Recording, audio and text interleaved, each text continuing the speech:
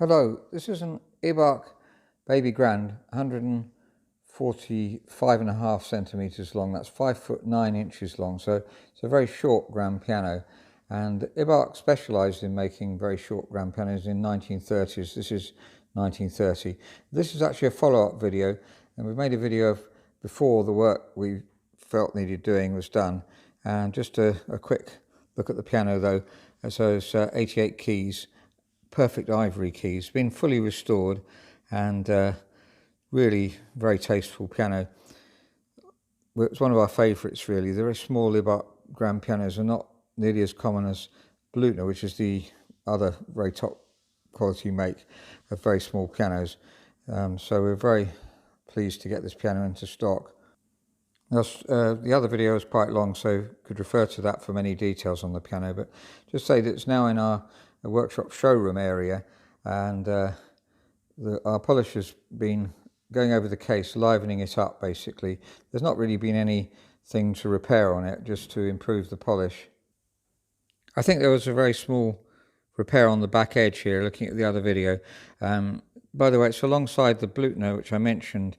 It's a much more common piano, and of the high quality small grand pianos, this is really the one we're trying to get in the most, because the name Blüthner is very well known. Well, we'd like to get more Ibachs, but there just aren't many of them. Not enough Blüthners either. But this one's actually sold. But hopefully we've got others coming in the pipeline if you're interested in a small grand.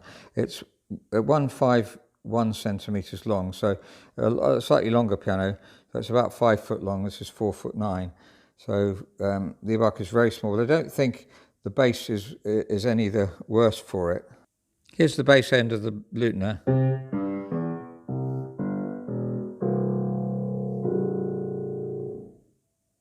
And the bass end of the Ibach.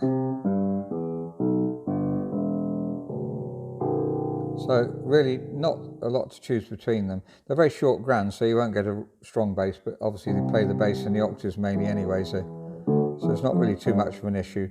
I've pitch raised this piano now, and the tuning pins are very tight. I've set the pitch at A442. Like I said, it's slightly high because basically the less you turn the pins, the better, in terms of the more they get turned, the looser they become. So if it's at 442, then it won't need pitch raising for a long time, hopefully, as it goes down to 440, and then we don't like them to go below that really. This, by the way, is quite a large pins, because the rest plank hasn't been changed. We do change rest planks on a lot of pianos, especially the Blüthners actually, when we fully restore them. But very tight pins, so be pleased about that.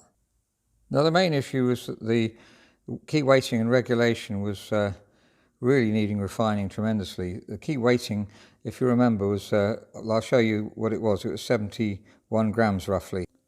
So I've shown on the last video that all the weights I've got here, which is 63 grams, plus the 8.75 of the £1 coin. So it's about 71 grams, and it didn't go down at all, as you'll see. And now it goes down very, very easily. So we've managed to reduce the weight, but we really wanted to reduce it by 20 grams. We'll see how much we've managed to reduce, but you can see that in the middle there it's going down very, very well. Let's take the £1 coin out and see what happens. So it's still going down very, very happily. So it's less than 63 grams, that's just as well. So now with 53 grams, it just goes down nicely. Let's put it on the edge there. So 53 grams, and further up in the treble, that's going down nicely. So really would like to get it down to 50 grams. There it is lighter. It's been very difficult to, or the treble should be lighter anyway. As you can see, it is, but it's been very, very difficult to get it really, really consistent. Though I think for a pianist this would be very acceptable. It's a very small piano, so normally small pianos we try to get the weight down as low as possible because they tend to be played more by occasional. At the bass end there, it's slightly heavier, as you should be, tapered towards the bass a bit. So 53 grams there. So we had to reweight the keys, and this is the first one I lifted up on the other video. So these star weights here, this one and that one, were the originals, and we've added 2 there to get the weight correct. So there, again, that's added 2 there, and so on. This one I lifted up 2 in the last videos. I added 1 there, so it's been slightly inconsistent. And on this one here, there were 2 weights, and I was really concerned because that you can't get too near this felt, obviously, and there wasn't a lot of space between, but my colleagues managed to put one here, so there's 2 there, original, and this one here, of course, being further towards the front, has more effect, and that's been enough to reduce the weight, so that's very encouraging. Going down here, some of the other ones we lifted up before, you can see 2 weights I think were in them originally, and now there's 4. You couldn't get much more in there, and as I say, it's been very difficult to reduce the weight, but I think 52, 53 grams is really acceptable. I forgot to mention that before reweighting, we lubricated with dry lubricant the centre. That's commonly reduces the weight if you do that, and just check the felts at the front as well, because they might be a bit tight, and also the hinges here. I think my colleague said that some of these were a bit tight, so now they should all fall down nicely as you drop them. So they're not tight anymore. That reduces the weight as well and makes it even before you put the weights in. Now these hammers here, I would think, see, if we're asking for hammers for a small piano, normally they're going to have to be very light ones, so we'd ask the manufacturer for the lightest ones he's got. Now these could be made lighter by tapering them. That's very commonly done on Bluteners. It's done very, very often.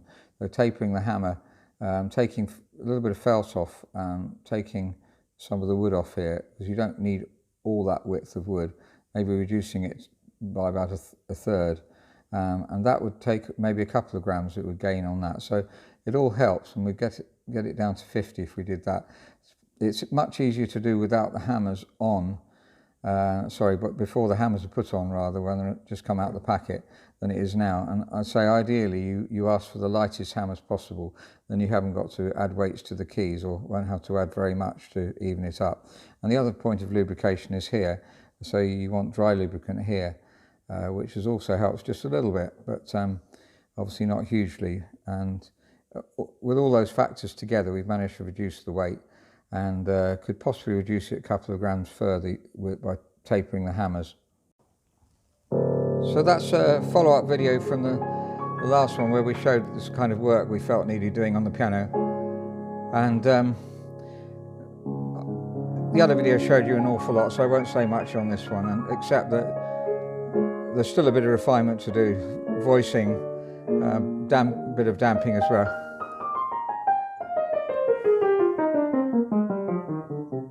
It's a beautiful even tone throughout. For a very small ground, it's only 4'9", it's one of the smallest you'll get. And Ibach were really very much at the forefront of being the best very small ground makers. Now the weighting was the main problem, and now it's very pleasant to play. Before it was incredibly hard work. It was about 40% how heavier than it should be, and now it's the right weight really. We could possibly bring it down by another couple of grams by tapering the hammers.